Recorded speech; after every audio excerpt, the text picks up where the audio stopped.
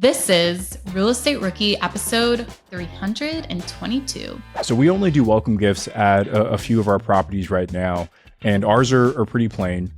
It's a little note card that we have.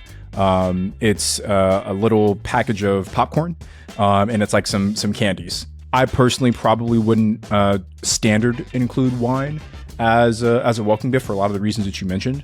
We have sent gifts like that in the past, but only if we know, like if we get something from that guest before they check in. So someone's like, hey, my wife and I are celebrating our 10th anniversary. Anyone who's, celebrating an anniversary 10 years is probably over 21 years old, right? My name is Ashley Kerr, and I am here with my co-host, Tony J. Robinson. And welcome to the Real Estate Rookie Podcast, where every week, twice a week, we're bringing the inspiration, motivation, and stories you need to hear to kickstart your investing journey. Today, we've got a really good rookie reply for you guys. Ashley kind of goes off the rails at one point, and she just goes rogue and comes up with her own question. But we get a few good guest questions as well, or rookie questions, I should say. So we talk a little bit about mortgage interest and is it a business expense or is it not? We talk about the pros and cons of buying your properties in LLCs or just doing it in your personal name. I love it how Tony said Ashley has a question, and then we have really good questions from the rookies. She's reading into that, guys. So some of the things we talk about today are about mortgage payments and how they should be broken out on your tax return and in your own bookkeeping for your profit and loss statement to show your income and expenses. You have your principal that is included in your mortgage payment, and then you also have interest, and then you may also have escrow, which would be your insurance and property taxes too. So we're going to touch on that and why a bookkeeper can play a really big, important key role in helping you decipher that. All right, guys. So I want to give a quick shout out to someone by the username of Alyssa A. And Alyssa says, favorite podcast, been listening to the Real Estate Rookie for the last year. One of my favorite podcasts for being a newbie in real estate. Always have the best guests, inspiring stories, and advice. So Alyssa, appreciate the 5-star review. And if you're one of our rookies and you haven't taken just a few minutes to leave us an honest rating and review, please do. The more reviews we get, the more folks we're able to reach. And the more folks we can reach, the bigger impact we can have, which is what we want to do here at the Rookie Podcast. So take 2 minutes, leave that review, and we just might shout you out on the show. So for this week's Instagram shout out, I want to give a shout out to Dell Collective. So this is an Instagram account that hosts unforgettable stays. And so they share their journey about the 3 different short-term rental properties that they have. And I want to stay at one of them because they are so beautiful. So if you are looking for design and experience ideas, I'm pretty sure they have a camel, I think, on the property even that you get to hang out with while you stay there. So definitely check out Dell Collective. They have a really unique Airbnb experience along with some of the different, amenities that are provided along with your stay and the really cool animals that you get to meet while you stay there. So go ahead and check out Dell Collective on Instagram. Okay, today's first question is from Heidi Kaywood. Why is mortgage interest not considered a loss in income or an expense? Is it just the cost of doing business? A $100,000 mortgage costs $50,000 in interest over 30 years. That's $50,000 you've lost even if the tenant is paying it. I know it's a tax deduction and leveraging your money allows you to buy more properties and everyone has different goals. Immediate cash flow, pay down, and larger cash flow for retirement, etc. But I don't see interest expenses in the equation in any discussion, and that affects how to use your cash. Thanks. So first of all, interest expense or interest on your mortgage is an expense, and it should definitely 100% be included on your profit and loss statement. So if you're using the Bigger Pockets calculator and you put in there that you're going to be using a mortgage, the interest will show up as an expense when it is showing your profit or loss on the property. Your mortgage principal payment, that is only calculated since it is money borrowed against your cash flow. That is not calculated as a loss or, as a loss in income or an expense, as Heidi had put it. So 100%, it definitely should be accounted for. So Heidi had said that she has seen it places where it's not included. And I'm not sure where those are. Maybe people are posting examples, but it definitely should be included when you are running the numbers as to how you're going to fund the deal. If she saw maybe properties that were being paid for in cash where there was no interest, that could have been the scenario, but it definitely should be included on your tax return. And it also should be included as an expense on the profit and loss statement. And what you're having a bookkeeper can do is every month when you make your mortgage payment, they will take that, say $585, and they will take, say the principal that you're paying is actually only $115 of that.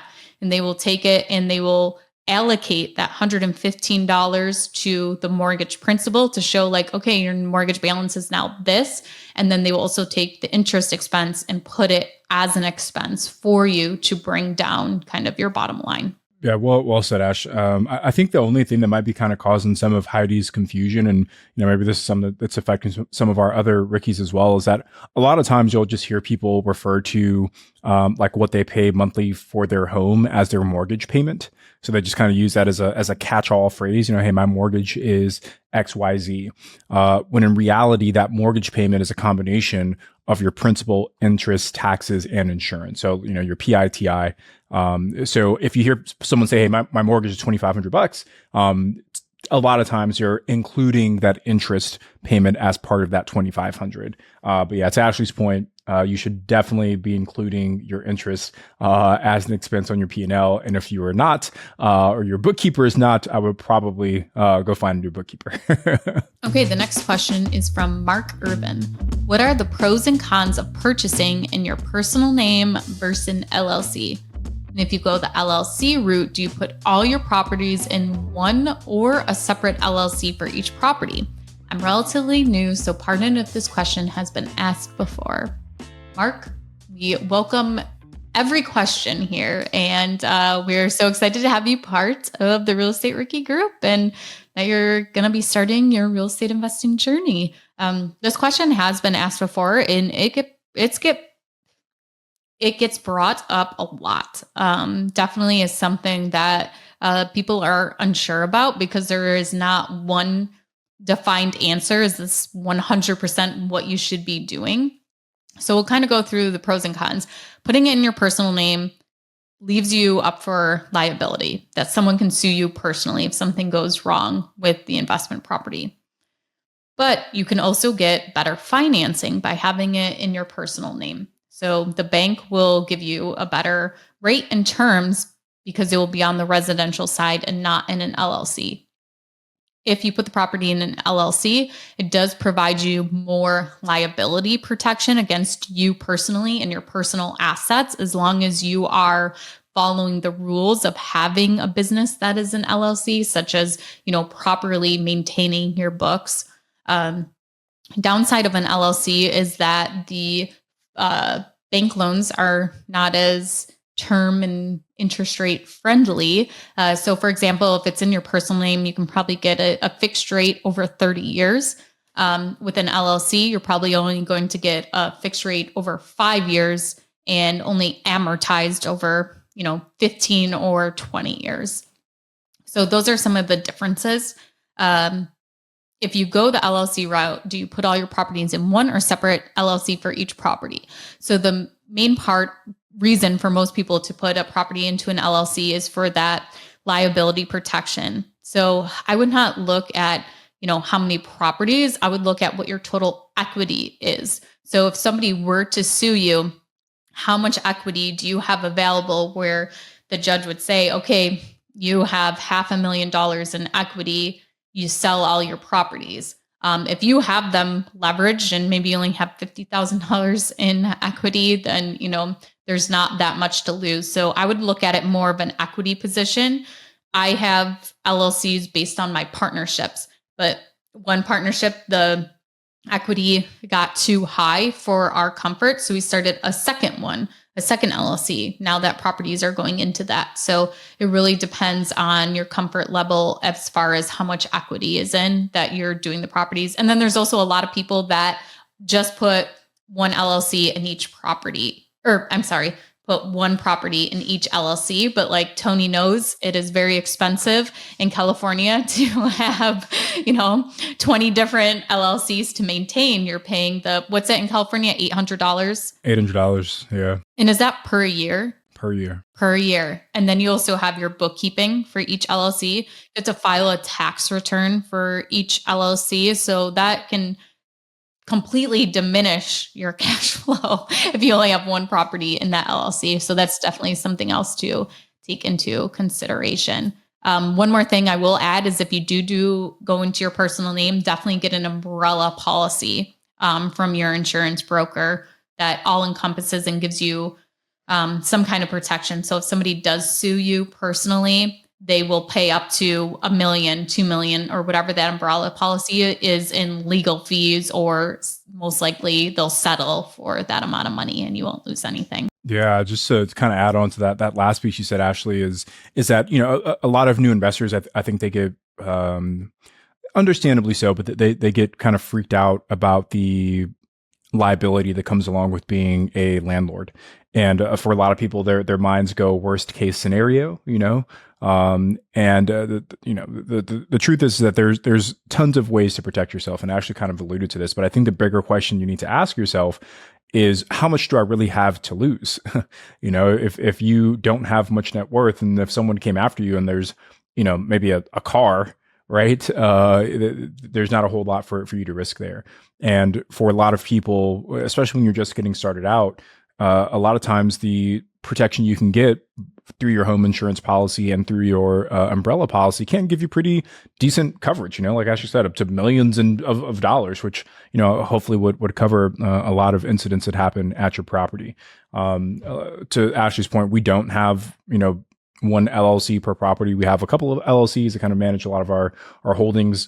And we do that because we feel that's the right structure for us. But I think the best thing for you to do, Mark, is to go talk to an attorney in your state, someone specifically that maybe not even in your state, but really more so someone that understands real estate investing and all the different kind of nuances that come along with that, and kind of lay out like, hey, here's what my picture looks like, right? Here's what I'm worth. Here's the assets that I have, and let them kind of understand like, hey, what's the right way for you to do this? Because I know some people that spend like $50,000 in legal fees to, for like asset protection, but it's because they're protecting tens of millions of dollars, right? I myself today probably wouldn't pay a lawyer $50,000 to set up asset protection for me because, in comparison to my assets, it doesn't make sense for me to do that, right? But, someone that's got thousands of units, probably.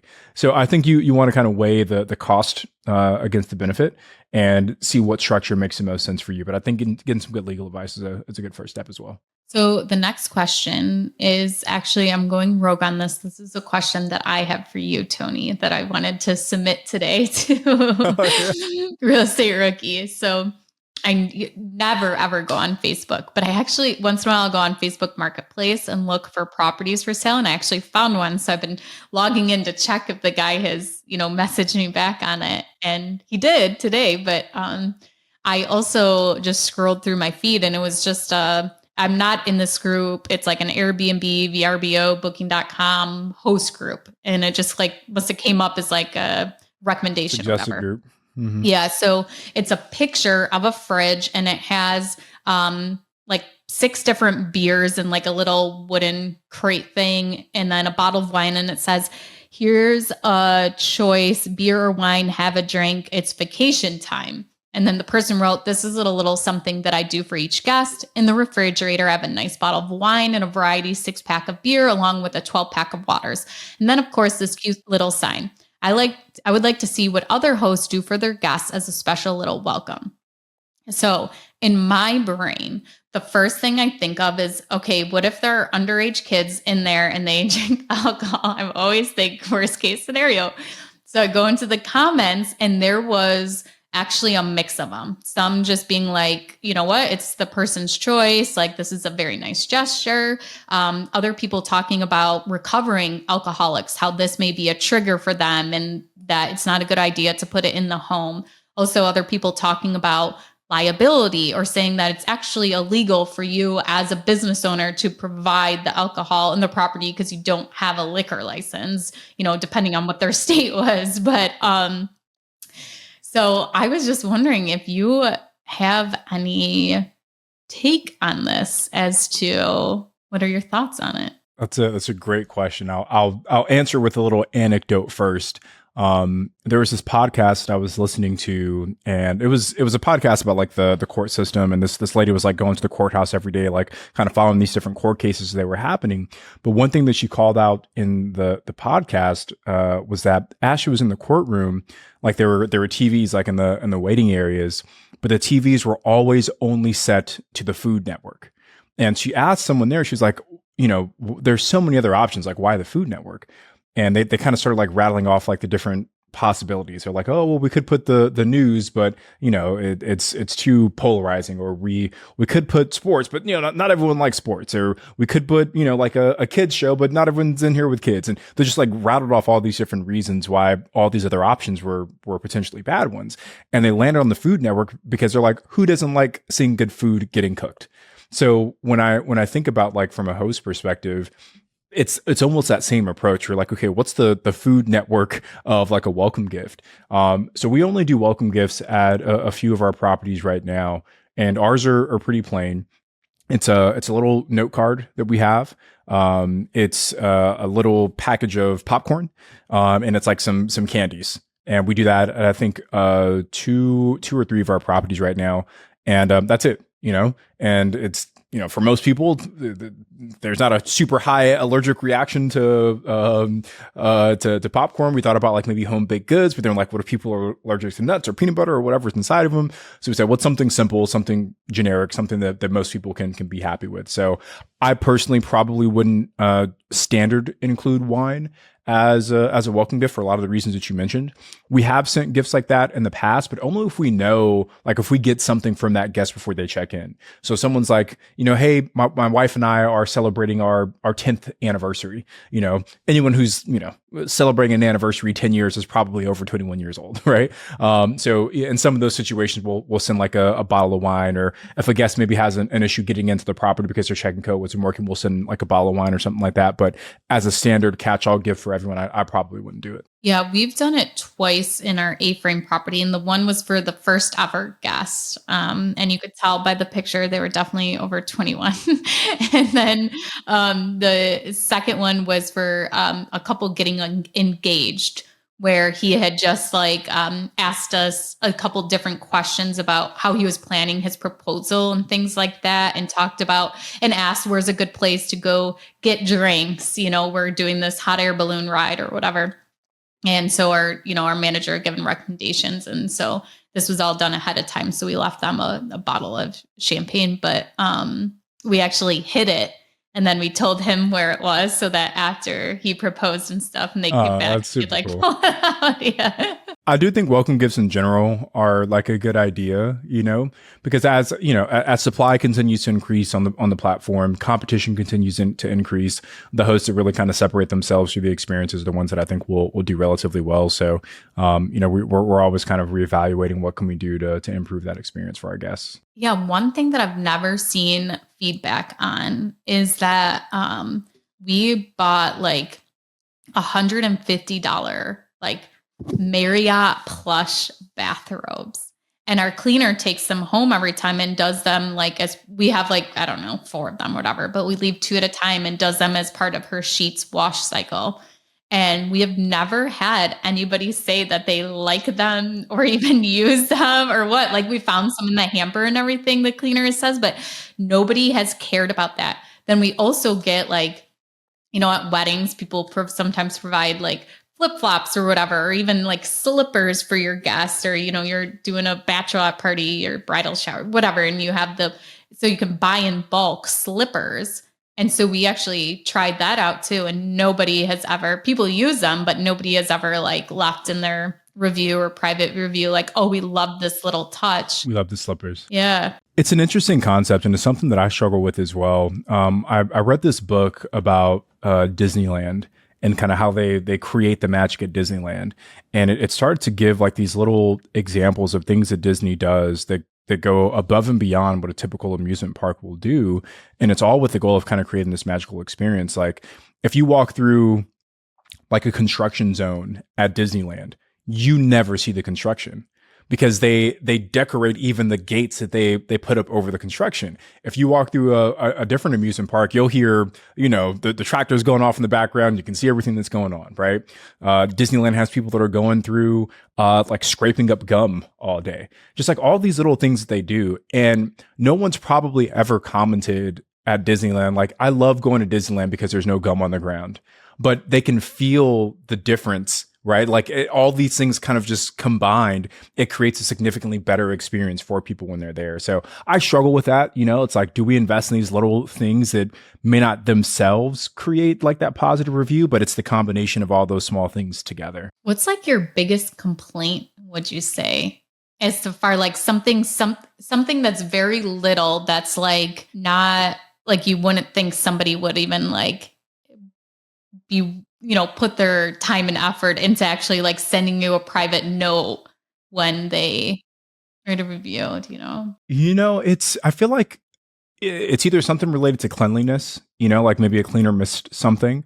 That's probably the biggest beef that most guests have these days. But like outside of that, I wouldn't say there's anything that's like consistent. It's usually some one-off thing. It's like, for example, like our AC was leaking at one of our properties and the mini split is right above the bed, so that guest complained about that. But there's nothing that's like all the time we kind of get this same complaint. So it's kind of hard to say. Yeah, I was trying to think too. And like none of our stuff is really about cleanliness or of like things that need to be fixed or anything like that. It's more of like, could you like add this in? Or like we actually got one the other day. They still gave us 5 stars, but there was like, there's nothing to do here. And I don't know if they meant like in the house, outside, or like the location of the property, but I was like, hey, there's like board games, there's a TV. I'm not sure exactly. There's a fire pit, there's a basketball net. We've kind of gotten dinged on some of our properties for location as well.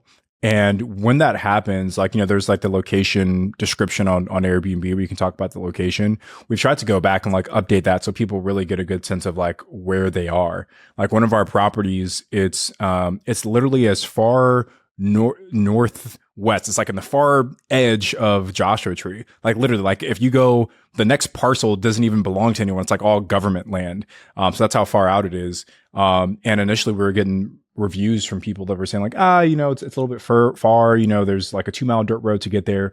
So we put that information now into the listing. We say, hey, you're going to love being so remote. If you're really looking for, a solitary desert escape, enjoy the 2-mile bumpy dirt road on your way to get there to really experience the desert, right? So we tried to hype it up inside of the listing so people understand that. But when we do get comments like that, we try and go back and optimize the listing to make it more apparent up front. Yeah, it's so funny. Like the things we thought were going to be issues haven't been issues at all.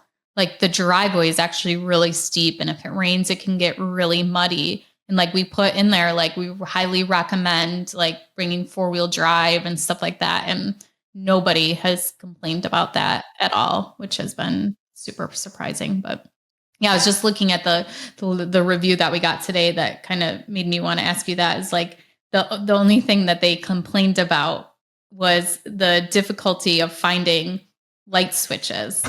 And like, this is the tiniest little property ever. And like they could have, and like, I still have the messages hooked to my phone. So I'll still get like, sometimes they'll pop up for me. And so I read it, and they had asked our manager, like, who, we can't find it. She responded right away, told them like the exact one they were looking for, where it was located or whatever. But we do label our light switches, as silly as that sounds, but it's like, we'll have one, sink light, kitchen light, patio light. That way people, because we were getting those questions a lot too, like, hey, which switch does this thing? And, I can't turn this thing on. So yeah, you got to dumb it. Yeah, I think the only one we have labeled is like the exterior camera. We give them the option of shutting it off. Really? Yeah, the exterior one. Interesting. we literally just like argued with the guest maybe 2 weeks ago, 2 or 3 weeks ago, because we say in our listings like, hey, there's an exterior security camera for your safety and for us to make sure that nothing goes wrong with the property. At this particular property, we had two, one at the front and one on the side that pointed towards the backyard. And for most of our properties that have big backyards, we do that, one on the front, anywhere there's like a point of entry. And she was making this big fuss because the listing only said security camera and not security cameras. And she literally like reached out to Airbnb and she was like, their listing is incorrect and they're watching me. And anyway, we're pretty staunch about keeping our security cameras on at all times, because in case something happens, we want to be able to check. Like, for example, someone literally broke into one of our properties last week. We had there was one night that was unbooked. And our cleaners had cleaned the property on like Monday. No one checked in Monday night. The next guest was checking in on Tuesday. And the cleaners cleaned the property Monday. We saw them come in. We saw them leave. They finished their checklist. The guest gets there Tuesday and he's like, hey, the property looks a little dirty. And, someone left like some white residue on the countertop. And there's some weird things happening. So like we went back like, yeah, okay, cool. The cleaners were there. We go through our cameras and turns out someone broke into the lockbox and stayed the night at the property. And we saw them like at like 2:00 in the morning. They were like literally trying to creep past the camera so we couldn't see them. So anyway, we never turn our cameras off because you never know what could happen. So I should start leaving them on, make them. You should totally leave them on. Well, they have to turn it back on when they leave, which everybody has been super good at that. But yeah, so basically it's when they're there. Some people don't. Yeah. Because like we had one guest that reached out to us saying that she slipped and fell out by the hot tub. And again, we have a camera that points to the backyard, and we were able to go through all the camera footage. And the only time she slipped and fell was because they were drinking, sitting at the outdoor patio table, and she tried to sit down and she missed her chair. But she tried to message us and say that she slipped because it was so wet by the hot tub. So even just for reasons like that, like we never turn the cameras off. Okay, so let's go back to some of our other questions here. The next one is from Julie Glazer. Is there a way to find out what a property sold for other than asking a real estate agent? Zillow and the assessor's site does not seem to be accurate. For example, I purchased a property in September and it's not updated on Zillow for the price I paid, thank goodness. The assessor's site had it appraised at $74,000, which is way over what it was actually worth given its condition. I called our recorder of deeds and they do have an online record search, but it's $20 a day or $250 a month. So Julie, first, just to kind of clarify the different data sources here. So typically there are a couple ways you can get data on like properties that have sold. You can get it from the MLS, like the multiple listing services, or you can get it from the actual county records. Typically, the most accurate information comes from the county records because those are based off of like the paperwork that gets filed when the property is closed. Like in California, our title and escrow companies collect all the paperwork from the buyers and the sellers, and then they submit all of those final documents to the county. So those are typically your most accurate data sets are from the county. Zillow, if I'm not mistaken, and someone shoot me an angry message on Instagram if I'm wrong here, but I'm pretty sure Zillow is pulling their information from the multiple listing services. So, if an agent like fat fingers a number or whatever, as they're kind of finishing things out, you could see inaccurate data on Zillow as well. So just understand that there's two kind of different ways to pull that information first. So Tony, where do you think they get it if it's an off-market deal and it's not on the MLS then? Yeah. So there's a couple places I like to go for data. So first you can go to the county. So Julie, looks like you've already reached out to them. $250 a month seems pretty steep. But luckily there are other ways to get that information. So there are data aggregators, basically websites, software companies that pull data from all these local counties and they put it all in one place. So Envelo is one option. BiggerPockets has a good relationship with Envelo. PropStream is another option, but both of those data software providers allow you to search pretty much every city, county across the entire country and see the same data you would see as if you were paying that $250 per month. So I think my first recommendation, Julie, would be to go to a website like Envelo or PropStream and set up an account with them. I think it's like $99 a month or something like that. So you're only paying one subscription, but then you get access to nationwide data as opposed to just that one little county or city. And I think some of them have free. Like I think in Velo, if you're a Bigger Pockets Pro member, that you can get it you get like $50 free to spend on stuff. And then PropStream, I think you get 7 days free too. So lots of options to just try it out, especially if you just need one thing. For myself, I've looked at the county records and you can still pull information a lot of times without having to pay to get the searches. Or if you actually go to the assessor's office, especially if it's a smaller town. Today, my business partner is actually going to the assessor's office. They are only open on Tuesdays from 1 to 4 p.m. And this question actually made me remember. And I just messaged him real quick on my computer and I said, "Did you go to the assessor's office?" And he's like, "No, I will right now. Thank you." So also thank you, Julie, for your question. So that this reminded us to make this happen, because or else we'd have to wait till next week. But what you go to the assessor in person and they still may pay, you may have to pay a fee still depending on, how big the assessor's office is, but you can get the information from there too. And then also we have a newspaper, I think it's called like Business First or something. It's in Buffalo, and it will actually publish all of the like real estate transactions that have happened and what they were recorded at. So you can actually pay a membership to that newspaper, which is probably going to be way cheaper than the $250 a month. And you can go and search when they think they do it like every week, like here's the transactions that happened this week. And usually it takes a little while. So like if the newspaper comes out in January, it may have been, transactions from the end of November, December, or something like that. So, but if it was a while ago, you can go through the newspaper too and search, or go to your local library and go through the big computers where you click through the pages of old newspapers. I think the last thing to highlight too for Julie is the assessor's appraised value. So the assessor's appraised value, at least in the properties that I've purchased, that I've researched, that I've analyzed, I've never seen the assessor's value match the actual appraised value of the home. Typically, I see that it's lower. The assessor's kind of trying to understand like, hey, what kind of property tax bill should you have? And luckily it's always lower than what the actual appraised value is. So, I would never use the assessor's website to gauge the value of a property. It's only more so for like your property tax perspective. Let's break that down real quick, because I think that does get really confusing. Because when you get your property tax bill, okay, you have the market value, and then you have the assessed value. And the assessed value is determined by the assessor along with the market value. And the assessed value is usually lower than what the market value is. And that's what they'll take that amount and they'll multiply it by the percentage of the property tax rate, whatever that may be for your town or county. So that is determined by the assessor themselves. This is 100% completely different than an appraisal. So for an appraisal, it is an appraiser who is going out, a third party, and they're going and looking at the value of the property, which would be more comparable to the market value of the property. But still, there can be a huge difference of what's listed as the market value.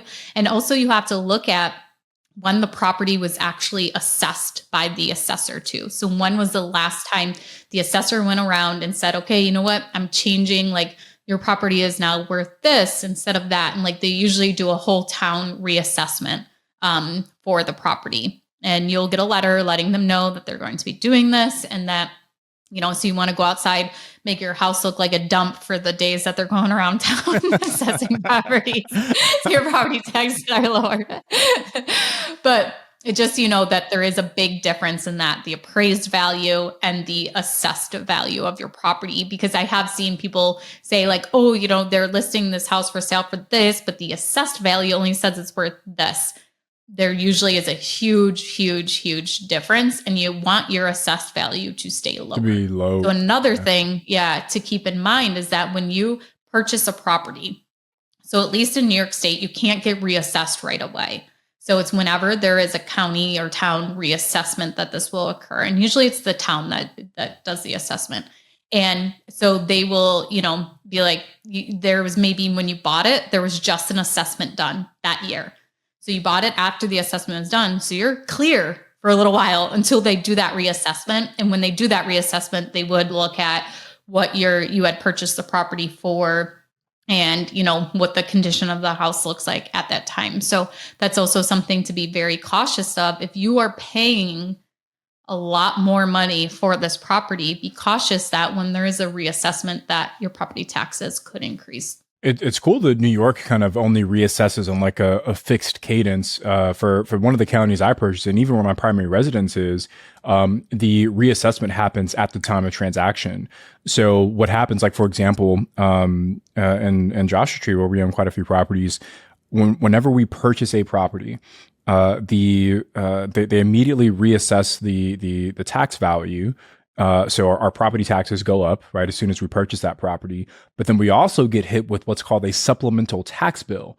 So I don't know the math that goes into this, but basically the county is saying, I don't know if we're like, hey, this is what we should have been getting, on this property for the last time frame, and it's not a small amount. It's like, $4,000 or $5,000 that's due that first year of ownership, when you buy that property. So I think it really is important for new investors to kind of understand those nuances, because imagine you bought that short-term, and we got surprised the first time that we did it. We bought that first short-term rental, and, we're cash flowing like crazy. Then we get a bill for like $4,000. We're like, hey, we've already been paying our property taxes. And they're like, yeah, we know you owe us this too. So then we had to start kind of like budgeting for that in our new properties. So just important for Ricky to kind of understand what that process looks like. Yeah, there was a parcel of land that I helped an investor with. He owned the land already for a long time. So it was taxed at, the assessed value is based on it being vacant land. And then he went and did a new development on it. And his property taxes for like 3 years after that were still based off of the vacant land because they hadn't gone and done the reassessment. So here's a $3.5 million property, getting taxed on like a $20,000 empty plot of land value. So there are ways that it could definitely benefit you. But then that year that it was reassessed, like, woo, a big shoot up. So just so you know to expect those coming. Well, thank you guys so much for submitting your questions for this week's Rookie Reply. Remember, you can always leave a question on the Real Estate Rookie Facebook group. You can send a DM to Tony or I, or you can go to biggerpockets.com/reply. Thank you so much for listening. I'm Ashley at Wealth from Rentals, and he's Tony at Tony J. Robinson on Instagram. And we will be back on Wednesday with a guest. We'll see you guys then.